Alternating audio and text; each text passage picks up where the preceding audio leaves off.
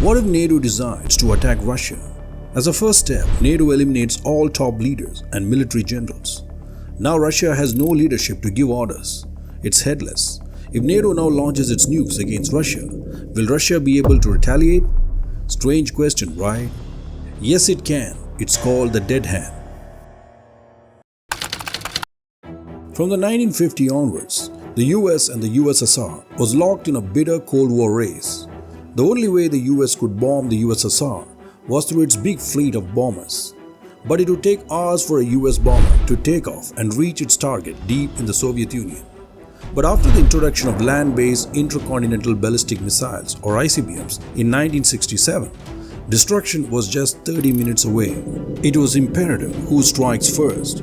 The Soviets grew more concerned with the US developing the highly accurate submarine-launched ballistic missile systems like the D-5 Trident missile in the 1980s.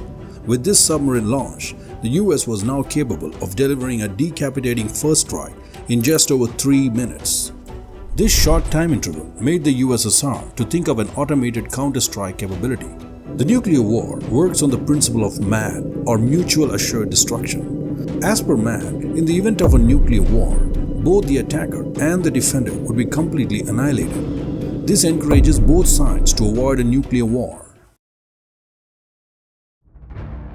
The dead hand, also known as a perimeter, consists of a large number of sensors located all over the former Soviet Union. The sensor's job is to detect a surprise nuclear attack on Russia.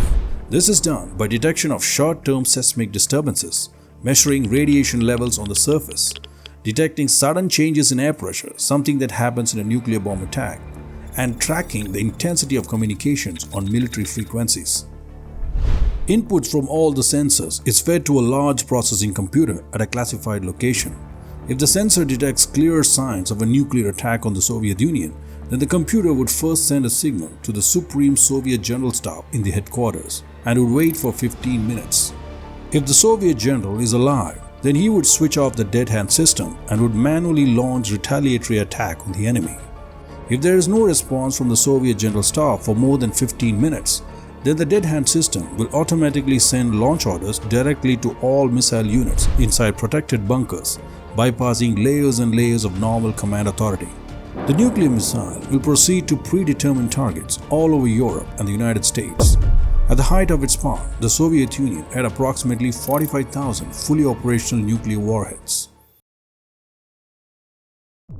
In 1993, Vitaly Katayev, senior advisor to the chairman of the Defense Industry Department, confirmed the existence of the dead hand system and also stated that it has been operational since the 1980s.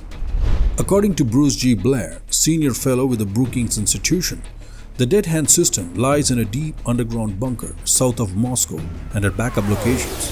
If the sensors detect a nuclear attack on Moscow and there is no response from the top military commanders, the dead hand system would auto-launch a special rocket. This rocket, flying high over missile fields and other military sites, would broadcast attack orders to missile bomber units and to submarines in the sea to initiate nuclear missile launch. The dead hand system, being fully automated, can be triggered by a false input from one of its sensors, or even worse, can be hacked. After all, it's a machine created by humans. So as a safety precaution, it's kept switched off and it's activated by the Russian military only in times of crisis. After the fall of the USSR, the Russians have retained and also upgraded the dead hand system. But details of this deadly system is highly classified. If you liked this video, please subscribe for more. Thanks for watching.